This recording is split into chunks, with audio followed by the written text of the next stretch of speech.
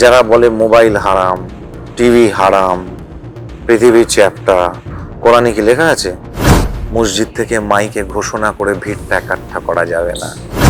ভোরবেলা 4টের সময় আমাকে আমার বাড়ির চতুর্দিকে, আমি ঘুম থেকে উঠে একটু ঠাকুরের নাম করতে বসবো, চতুর্দিক থেকে হুক্কা হুয়া শুনতে পাবো? কেন আমাকে এটা কেন সহ্য করতে হবে? যদি মসজিদে মাইক লাগিয়ে আজান দিতে হয়, তাহলে মসজিদে মাইক লাগানোর জন্য 46% বাঙালি হিন্দুর জন্য 33% জমি পেয়েছি, বাকি 66% জমি নিয়ে পূর্ব পাকিস্তান আলাদা করে নিয়েছো। ওখানে গিয়ে ওখানে মসজিদে মাইক টাঙিয়ে যাও, গিয়ে করো। কানে শুনতে পাইনি নওশাদ সিদ্দিকী যে মন্দিরের থেকে মাইক খুলে নেওয়া হয়েছে? দিনের পর দিন বোমা বেঁধেছে আর ভাঙড়ে গিয়ে বোমাবাজি করেছে ও আর শওকত আর আবুল মিলে। দিনের পর দিন হরিহর পাড়ায় যখন কীর্তন বন্ধ করে দেওয়া হয়েছে, স্নান করতে যাওয়ার সময় ভোরবেলা আক্রমণ হয়েছে, তখন এই সংখ্যালঘু সম্প্রদায়ের এমপিরা কোথায় ছিলেন?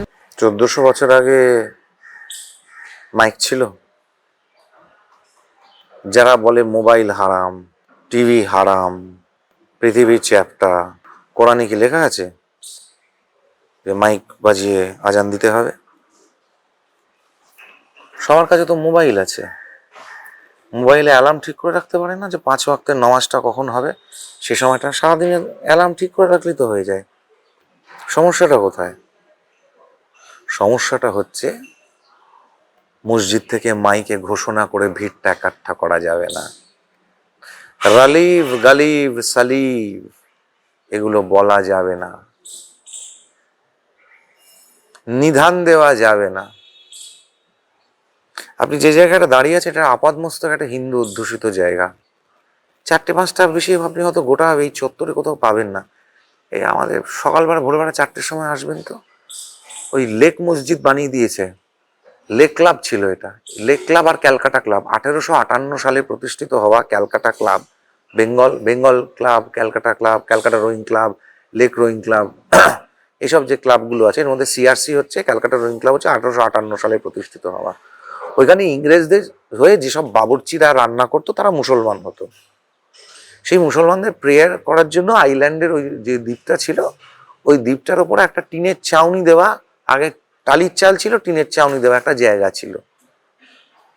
সেটাকে ববি হাকিম লেক মসজিদ বানিয়ে দিল, করে আইল্যান্ডে ঢোকা বন্ধ করে দিল। কেন? কজন মুসলমান থাকে ওখানে? যে ভোরবেলা 4টের সময় আমাকে আমার বাড়ির চতুর্দিকে, আমি ঘুম থেকে উঠে একটু ঠাকুরের নাম করতে বসবো, চতুর্দিক থেকে হুক্কা হুয়া শুনতে পাবো? কেন আমাকে এটা কেন সহ্য করতে হবে? এটা মুসলমান অধ্যুষিত এলাকা যে সবাইকে ডাকার জন্য মাইক ব্যবহার করা হচ্ছে? 1400 বছর আগে মাইক ছিল না, কিভাবে ডাকা হতো? এগুলো হচ্ছে সাম্প্রদায়িকতার বীজ। এটা চায়নাতে বলতে পারবে ওই যে নাখোদা মসজিদের ইমাম? চায়নাতে বলতে পারবে? হ্যাঁ, অন্য কোনো কমিউনিস্ট শাসিত রাজ্যে বলতে পারবে, দেশে বলতে পারবে? এটা ভোট ব্যাংকের সরকার নয়। আর বাড়াবাড়ি হবে মানে কি? বাড়াবাড়ি তো তোমরাই করবে, তোমরাই তো বাড়াবাড়িটা করো। তোমাদেরই তো লোক ছিল ইমাম বরকতি, লালবাতির গাড়ি নিয়ে ঘুরে বেড়াতো। আগের দিনকে কি ইন্টারভিউ দিয়েছে, কি স্বীকারোক্তি দিয়েছে ইমাম বরকতি? এ কি ভেবেছ শিরদাঁড়াহীন সরকার? হ্যাঁ, যা ইচ্ছে তাই বলবে নাকি আমাদেরকে তুমি? ইমিডিয়েটলি ও যদি এই থ্রেট দিয়ে থাকে, সরকারের উচিত ইমিডিয়েটলি অ্যারেস্ট করা, ইমিডিয়েটলি ওকে অ্যারেস্ট করা। আমাদের কি 30% বাংলাদেশের ওই 7% হিন্দু ভেবেছো আমরা পরে পরে মার খাবো? এই সাম্প্রদায়িক উস্কানি এসব দিতে মানা করুন। অনেক সহ্য করেছে ভারতবর্ষ এই সমস্ত কথা। যদি মসজিদে মাইক লাগিয়ে আজান দিতে হয়, তাহলে মসজিদে মাইক লাগানোর জন্য 46% বাঙালি হিন্দুর জন্য 33% জমি পেয়েছি, বাকি 66% জমি নিয়ে পূর্ব পাকিস্তান আলাদা করে নিয়েছো। ওখানে গিয়ে ওখানে মসজিদে মাইক টাঙিয়ে যাও, গিয়ে করো। এসব মসজিদে মাইক টাঙানোর জন্য আলাদা দেশ নিয়ে নিয়েছো, এখানে একদম চ্যাংড়ামি নয়। কানে শুনতে পাইনি নওশাদ সিদ্দিকী যে মন্দিরের থেকে মাইক খুলে নেওয়া হয়েছে? দিনের পর দিন রাজ্য সভাপতির কথা শুনতে পাননি যে এত ডিজে কেন চলছে? এত কিসের এত ডিজে? এত কীর্তনের জন্য এত মাইক কেন? কীর্তন করার জন্য মাইক হচ্ছে। আমাদের কথাগুলো শুনতে পাইনি এক কানা? তাহলে আগে আয়ুষ্মান ভারতের আওতা কার্ড তৈরি করে আগে নিজের কান আর চোখ দেখা নওশাদ সিদ্দিকী। বাবরের নামে মসজিদ তৈরি করবে যখন বললো, তখন তো মনে হয়নি যে বাবর ওর কোন ঠাকুরদাদা, কোন বাপ ঠাকুরদা? ওর বাপ ঠাকুরদা ওর ঠাকুরদাদাকে তো ওকে তো নওশাদ বানিয়েছে, তো ওই বাবরই তো নওশাদ বানিয়েছে। ও তো নওশাদ ছিল না, ওর পূর্বপুরুষ কি নওশাদ ছিল?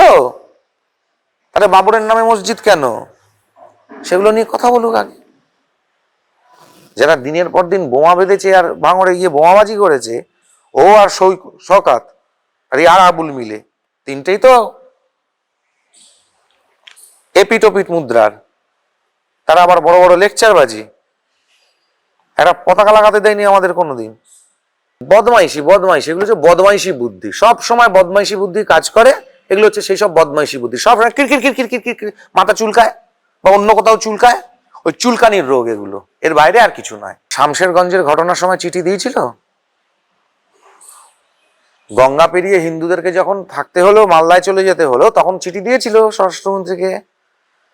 যখন হিন্দুদের এরকম কমরেড চন্দন দাস, কমরেড হরগোবিন্দ দাস যখন হত্যা হলো, তখন বহরমপুর মুর্শিদাবাদে গিয়েছিল। দিনের পর দিন হরিহর পাড়ায় যখন কীর্তন বন্ধ করে দেওয়া হয়েছে, স্নান করতে যাওয়ার সময় ভোরবেলা আক্রমণ হয়েছে, তখন এই সংখ্যালঘু সম্প্রদায়ের এমপিরা কোথায় ছিলেন? মুর্শিদাবাদ 55% মুসলিম, 45% হিন্দু। এই জনসংখ্যার থেকে আজকে 70-র ওপর হয়ে গেছে। এটা নিয়ে কোনো চিঠি দিয়েছে? কোনো জুডিশিয়ারি ইনকোয়ারি করার জন্য চিঠি দিয়েছে যে একটা জেলায় কিভাবে এরকম ভাবে ডেমোগ্রাফি বদল হয়ে গেল? কান্দির চৌধুরীরা, দত্তরা, কাশিমবাজার বড় রাজবাড়ি, কাশিমবাজার ছোট রাজবাড়ি, নাটোর রাজ, জগতাইয়ের জমিদার বাড়ি, এদের যে এত এত জমি ছিল, এইসব জমিগুলো হাতড়ে নিয়ে বাংলাদেশি কোন অনুপ্রবেশকারীদেরকে বসানো হয়েছে, এগুলো নিয়ে কথা বলেছিল। কিরিটেশ্বরীর দেবোত্তর সম্পত্তি কার কাছে গেছে, উদাসীনের পাঠের দেবোত্তর সম্পত্তি কার কাছে গেছে, এই নিয়ে কোনো চিঠি দিয়েছে এখনো অব্দি? প্রত্যেকটা মুর্শিদাবাদ জেলা। ন্যাকামি করে লাভ আছে কোনো?